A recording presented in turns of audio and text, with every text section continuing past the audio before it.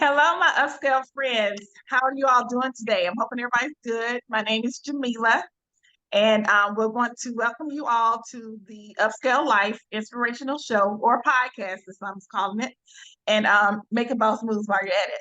So today, just kind of give you all just a little bit of context.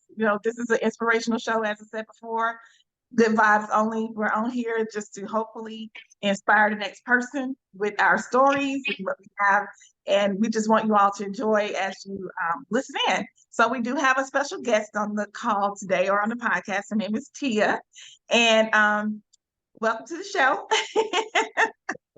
And she will be sharing with you all how she is living a upscale life and making boss moves while she's at it. All right, we're gonna jump right into it. Tia, tell us a little bit about yourself. Well, hi. Thank you, Jamila, for that wonderful introduction. My name is Tia.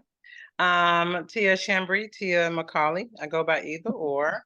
Okay. I come from a family of five. I am the middle child.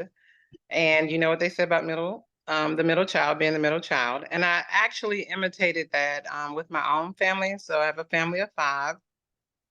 And I currently work in the IT, technology, and science field. I'm a techie. Been working in the field for about 30 years now. I actually love what I do. Aside from that, I am an aspiring Christian.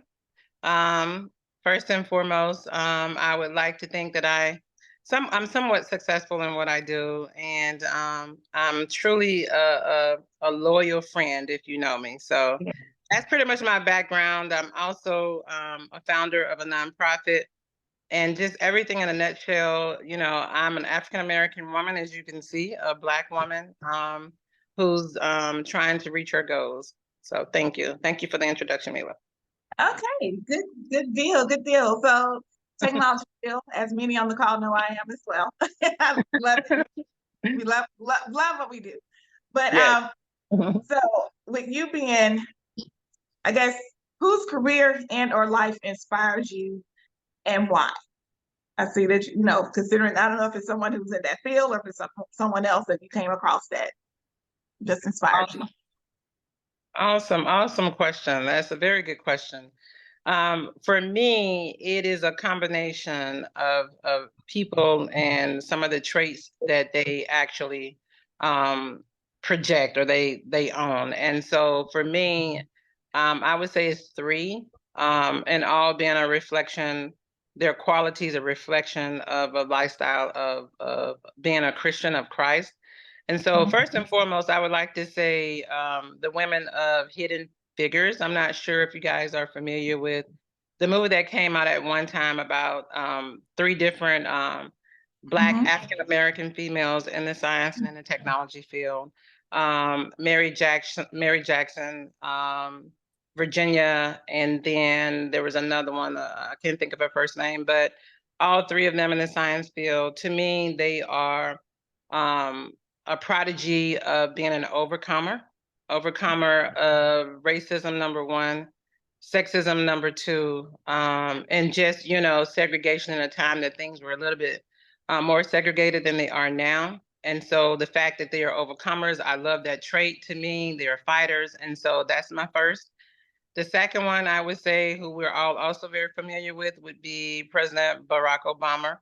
Again, you'll notice some of the similar attributes of these here. Again, another overcomer, overcomer of people's perceptions and their stereotypes.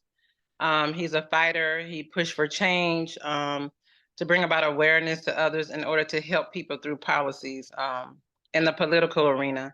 And then my third, ultimately, but not least, are the infants, the children around the world in the cancer centers, cancer hospitals. And to me, they are overcomers because they're fighters. Regardless of what the end result may be, they learn through either learned behavior or being taught how to remain positive and confident as much as possible in the midst of the challenges that they're faced with. And those challenges are things that for them sometimes are not favorable, and a lot of times feels like it's unfair. But at the end of the day, they fight and they try to overcome. And so It's a similar trait across all three to me are inspirations for me, and it keeps me going. I fight and I try to overcome all of the odds and the different perceptions and stereotypes, the racism, the sexism,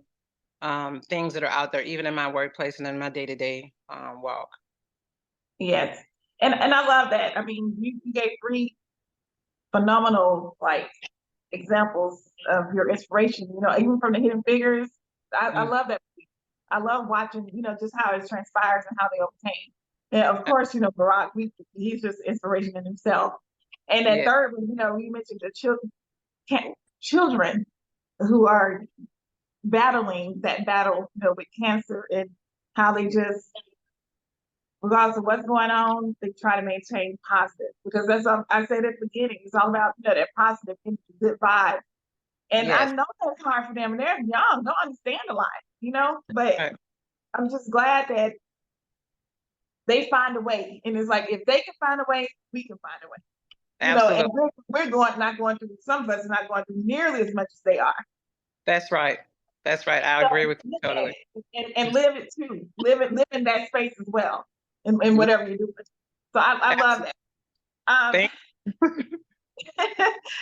Okay, so if you weren't your current technology delivery manager or philanthropist, because you mentioned your nonprofit, what career and or lifestyle, life change would you like to explore? Sure. That's another easy one for me. All of my life growing up, I aspired to become a pediatric neurosurgeon. And that was one thing that I said, in high school, I had taken all of the math classes that I could take, the advanced math classes. My junior year, there was no more math to take. And in Columbus, I'm not sure which is where I'm from, Columbus, Mississippi, which is now Columbus High, but at the time it was Caldwell High School. And so there was no more math to take. And so then I also, not only with the math, I did it with the science as well. And the only science I didn't take was physics. And so I aspired, growing up to join a physics or some sort of Odyssey club. And I did that in high school. And then I soon realized, okay, there's no one in my immediate surroundings that knows physics. So I had to bail out.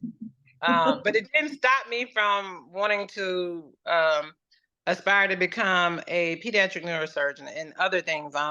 My parents, my father, and for one, kind of sat me down when it was time for college, and he was like, "We got to look at reality financially, the reality of the finances, the family dynamics." Had another sister that would be attending college soon, and it was like, okay, I need to make way for her as well. And so it persuaded me at the very last minute, although I didn't want to change from that, but I ended up making a decision to go to the nearest public state college, which happens to be Mississippi State University. I enjoyed it. I loved it. So if I wasn't doing my thing that I'm doing now with technology, I definitely would have stayed with where my heart desire which was being a pediatric neurosurgeon. If not that, I think the only other thing would be something I think I'm kind of blessed and good at, which is debating. And so that would be following the second route, would have been something with political science and a Juris Doctorate to become, a lawyer into politics. So it would have been one of those two if it wasn't technology and science. You would have been a great debater. Okay, gotcha. But the thing is, although you did not pursue that, you're still in the technology and STEM, area. So you just went a different route, but still made a difference. It's just on a different, on a different side of it. So, that's right. 100, but you're still there, so that's a good thing. Absolutely. All right, so our next question: how do you push through your worst times? Like, just when things come up that you cannot control, and you just life happens. What are some of those things that you do to overcome those things? Good question. For me, I do a lot of meditation. Mm-hmm. Um, I do a lot of meditations. I do a lot of crying. Um, as Mm-hmm. a Black woman in this day, in this society, and trying to climb the ladder. I do a lot of crying and meditation, and prayer. That's like the number one thing for me. Praying through a lot. Um, on top of praying, in combination with the meditation and the praying, is self. Well, I won't say self, but I'll say affirmations. Just having and communicating positive affirmations out loud, to myself and for myself, no matter what the situation is. If it's something that is negative, or if it's something that is not so positive, or it doesn't seem like there's any type of positive outlook, what I'll tend to do is I will communicate verbally, um, in a way that it devalues the worst What? outcome of whatever is happening. And what I'll Mm-hmm. do is replace that and communicate something positive out loud. I'll speak it out loud over and over and over, whether it's something I'll do it in quietness, or either I'll just do it when in my alone time. I'll just speak it out. I'll speak out the opposite of that, something positive.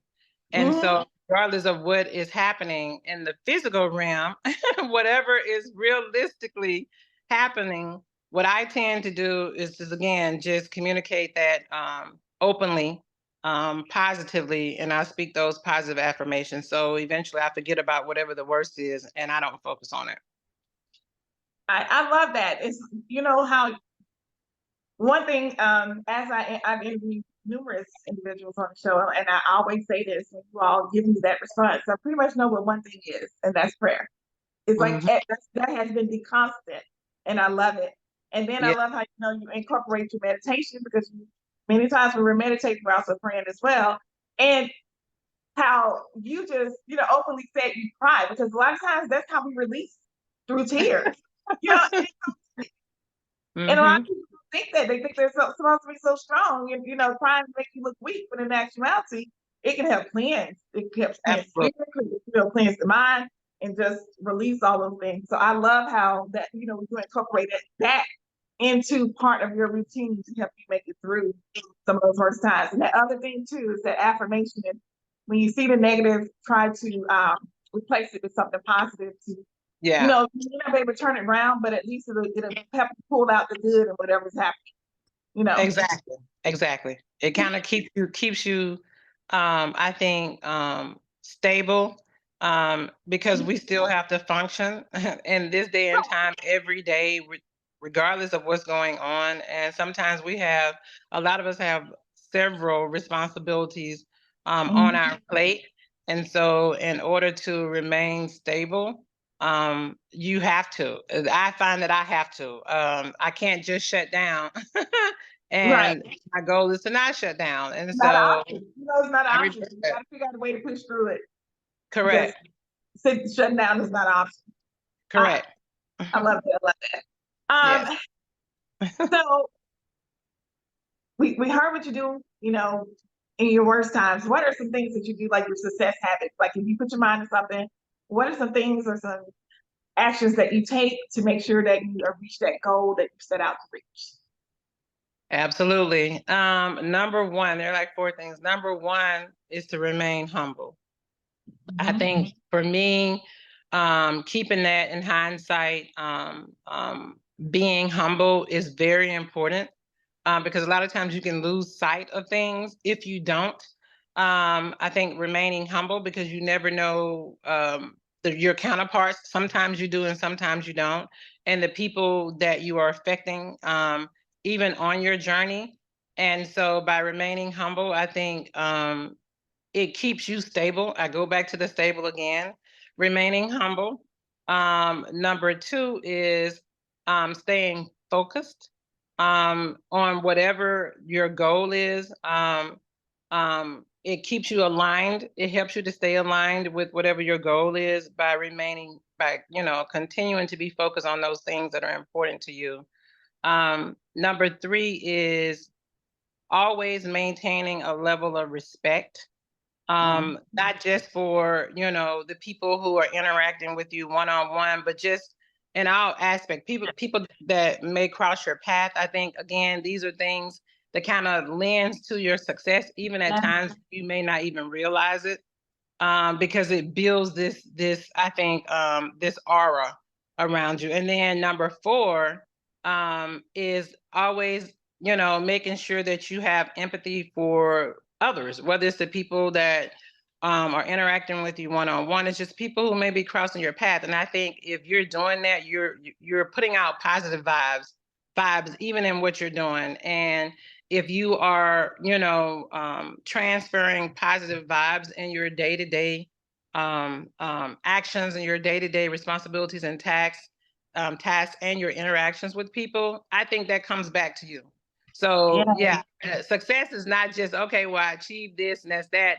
I think and all of that, it kind of continues to build character, and character is a big part of, you may attain a level of success, but in order to, stay at that level and to be able to manage that, responsibly, I think that you still have to have those positive things around you, because you put those positive things out in the universe. So those are just four things for me, I think, that help me to, maintain a level of success. Okay, and I love that. I love the four. Yeah, and they are so important. Like all four you mentioned, remaining humble, staying focused, treating people with respect, empathy, put yourself in their place, see how what your actions, how they feel. Yeah. Be conscious of it. So Yeah. I mean, I love that is I've heard those, but just you reiterating them, I just important of how we need to operate in that daily. And how, like you said, you put out what you want to come back to you. And a lot of us, we say we're doing it, but sometimes we forget and don't. And then when you put out, come back, you're trying to figure out, why are they doing that to me? Stop back and think about it. What did what are you putting out in the universe? Correct. Because it will boomerang. Correct, because we've all seen people that can reach a level of success, but can they stay there, right? Can they stay at that level? And a lot of that has to do with their people person skills, their personalities, their attributes, and if they don't have all of those, they may, hey, I've reached that. That's the height of of the goals that I'm trying to acquire. But then you get there and you touch it, and then guess what? It falls quickly because that's the You only don't have thing. no substance. Yeah, There's no exactly. substance. Correct. So the goal is not, for me, is not to just acquire and attain the success, is to be able to manage it. And so that I can share in that and do some really good with it, do some good things with it. I love that. I love that. I love that. Okay. And saying these things, what advice would you give to someone who's just starting out? And when I say starting out, that may not be, so much of starting out from college, just in life. It could be graduating from high school, changing careers, moving to a new city. What advice would you give to them to help them, make that leap and start that next level? Awesome. I'm glad you asked that. Some things are, there's an old saying that, some things are learned and some things are just acquired. And then some things are taught, a combination of things. And then some things are not taught. So, learn along the way. correct. And so with different cultures, different nationalities, different things are taught, or they're taught in different ways. And so for me, what I found to be really, truly, truly effective is, number one for me, is getting to know who I am. Getting to know myself and learning the things that I'm sensitive to, not from, let's say, someone just saying something and they hurt my feelings. No, learning the things that I'm allergic to, and not just from a physical aspect or a medical aspect.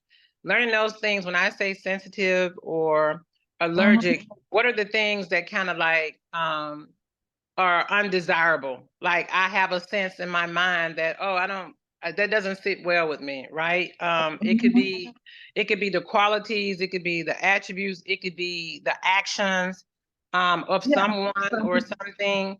Yeah, becoming more and more in tune to who I am and those things that really pretty much um, are not satisfactory for me, right? Regardless if it was something that I was taught or something that I believe in or something I feel strongly about, whatever they are that provoke some sort of emotional response from me. Mhm. If it's a negative response or something that just doesn't agree with me, that's me becoming more and more in tune with myself through learning myself and allowing myself the time, to learn myself. I think that's number one.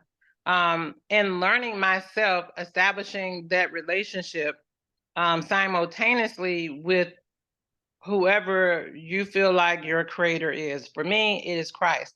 And so establishing that relationship and growing and maturing that relationship with Christ for me, coupled with learning myself, I think those are the number two things for me because, and I would share that with someone else starting out because once you know yourself and you have established that relationship with Christ and you're growing that, then you start to understand what your purpose is, right? Yeah. Yeah. And knowing what your purpose is, and understanding who you are, you'll tend to find out that if you tee away from things or from people or places that don't really agree with you, you'll start to see that you will align yourself with what your purpose may be. Whatever that thing may be, whatever that career choice may be, it'll start to align with that. And you wouldn't waste as much time going down a path of this or that. And it's truly not you. You've done that because you didn't really know yourself and you learned who you were after the fact, and then at that point, you're dependent on outside things or outliers to really bring happiness to you. Whereas if you take the time and you allow yourself to go through the process of learning yourself and establishing a relationship with your higher calling, um, you just will learn that you wouldn't waste as much time, and you'll find out that you can spend more time earlier on, choosing those things that really make you happy, which aligns closer with your own true vision and your own purpose, a journey that you're supposed to be on to begin with. So just learn yourself and grow your relationship with whoever your higher calling is. Yeah, and like you said though, it's in establishing that relationship. Mhm. It's to find your purpose because a lot of us that's kind of what holds us back at times. We don't know Mhm. what the purpose is, and you're so busy out there chasing it to where Yeah, you just realize you lost so much life yeah, chasing it. Sometimes you could, that could be because of your relationship. yeah. Like whoever it is, your higher being. So I like that. I love those two things as advice. Know who you are, and Yes, then at the same time establish the relationship with the person who you know can help you get there, and make sure yes, that you are in sync and yes. define your purpose that you can walk in it. I love it. Love it. Absolutely, Love because it. Love in doing so, you find that you spend less time really aligning yourself and your goals with what other people want or with what anybody else expects of you and their Right. They expectation. Yes, and you find that you're learning your goals with the things that really like, you're getting closer to what really makes you tick and the things that you really, really desire, as opposed to spending years and years and then later, you're not really happy with yourself. Hey, I can right. do away You're with like, all that. Let me just find me 1st. Mm-hmm. and then when you do, you're like, oh my goodness, I wish I had known this so much sooner. Correct, correct, correct. Because you didn't waste as many years doing it. Absolutely. And you said that, and then it's like for me, sometimes I'll find myself like, I should have done X, Y, Z. Then I kind of look at it, I'm like, but I will listen, see the lesson in it, and try Yeah, not to duplicate, whatever the action was that I yeah. probably could have avoided. So yes, I love that, love that, love it. Is there anything you would like to, because we're down to the end of our questions in our session, is there anything that you would like to close out or to share with the audience before we end it? Yeah. Choose you. Follow your heart. Choose you, follow your heart. Keep God first. and never stop praying. Love it. Love it. Love it. And no, Mhm. I mean, choose you. I love that. Have a t-shirt with it on there. I love it. Okay, so everyone, I want to thank you all for joining in and tuning in and going on this journey with as I spoke well as I'm speaking to Tia, and she's sharing her story with us about how she's living an upscale life and making boss moves while she's at it, and giving us just that inspirational just pouring into us. I loved it. I loved it. If you all would like to be on the show, it is the Upscale Life Podcast. You all can go to our website, www.upscalequeen.com. And the third icon on the homepage will allow you to sign up for an interview. So go down there and sign up for an interview. We'll get you slotted for your interview, and then we'll set you up to premiere so that everyone can see and be inspired about, from your story. That's the whole purpose. We're out here just trying to help each other because life is life. Life be life, and it is just it's hard sometimes. Yeah. And when we speak to each other and we do these things, it like allows us to put into the next person and see, I'm not in this by myself, and everybody, we all go through things. Yeah. And we can overcome them. So that's the whole purpose of the show. So I thank you, Tia, for joining us today. Everyone, we appreciate you all for tuning in, and we hope you all join us for our next session. And we will talk to you all soon. I hope you all have a good one. All right, bye. For having me, Upscale. Thank you. Thank you, You're Mila.